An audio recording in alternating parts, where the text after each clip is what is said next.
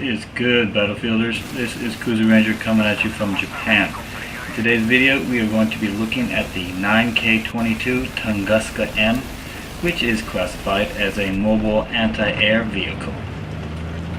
Do yourself a favor and grab the Tunguska ASAP because it's a beast of a machine.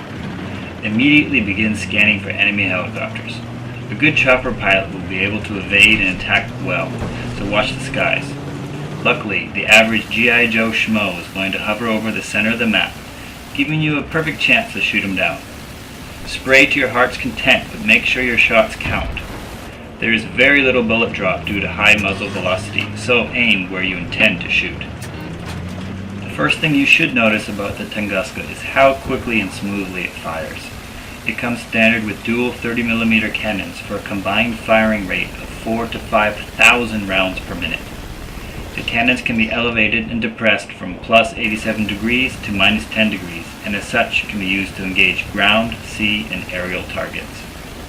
Without any upgrades, the Tunguska is arguably one of the best vehicles at eradicating its intended target, choppers, as well as destroying any infantry and light armored vehicles in its path. For starters, the range and accuracy are phenomenal. Just look at what I'm doing here. Combine this with a large ammo belt that spits out rounds insanely fast and you get a monster killing machine.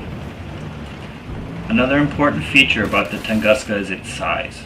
Being rather small with room only for the driver, it has good maneuverability. Use this to your advantage to get out of sticky situations or turbo boost to the next hotspot. The downside is that it's rather weak. Machine gun fire from helicopters or armored vehicles will sap your health, and RPGs will cause major damage. Instead of expecting to jump out and repair, avoid being in those dangerous situations altogether. Accomplish this by monitoring your mini-map and reading the situation. Pick your targets, take them out one by one, and move on. Don't be afraid to take shots at moving targets though, even if you think they're out of range. Several of my kills were from just that exact situation.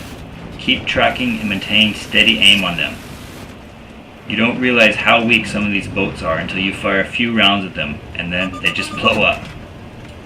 Here in the second game, I wanted to give the guided missiles a try and compare their killing potential to that of the main cannons. While I can see their usefulness when engaging multiple targets, I personally prefer the brute stopping power of the twin cannons over the missile. For one, it just feels more rewarding to manually aim and destroy the target by myself, as opposed to locking on and letting the guidance system do all the work. It also may very well be more effective for individual targets, since you never have to worry about the choppers using flares or ECM jammers to stop your missiles from connecting. If we had to make comparisons, imagine the Tunguska is the SMG of vehicles. Their strength comes from moving and shooting fast, but they are not meant to soak damage. They should be used to liquidate opponents quickly, but don't stick around for their backup to arrive. This guy didn't even know what hit him. As with any vehicle or any class, always spot, because even if you miss, your teammates can help sweep them up, but in this case, I took them out pretty cleanly. It's really amazing to watch how much skill some people have. Against a good pilot like this, you may find that the cannons aren't enough. If you can't manage to get direct shots, try switching to the guided missiles. This guy narrowly escapes two heat seekers, but in fact does get disabled, yet he still manages to stabilize himself and land. Gotta give this guy some props. Now, as for this next chopper, and as this guy will tell you, never land right next to a Tunguska. You will pay dearly. It's also important to note that while it may not be sexy, you can take out vehicles like the Amtrak by simply sapping their health and taking them down all the way to zero. They are pretty slow moving, so it's not a hard target to hit, and you can easily spot them in the water just coming out from their spawn and coming directly to your base. Even this guy who tries to get away is no match for me.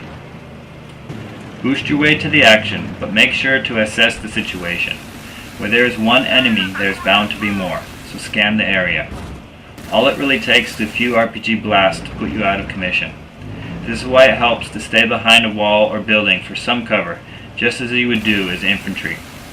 We can't always be Rambo, so let your teammates investigate while you give cover fire. It's incredibly effective at taking down choppers, infantry, inflatable boats, and even Amtraks. You can blow out the entire walls of buildings in just a few seconds. You have an easy time landing shots due to the accuracy and speed which the bullets travel. If you haven't tried this vehicle yet, you're really missing out. I love my Tunguska. Alright guys, this has been Kuzu Ranger. If you liked the vid, don't forget to sub and like. Peace.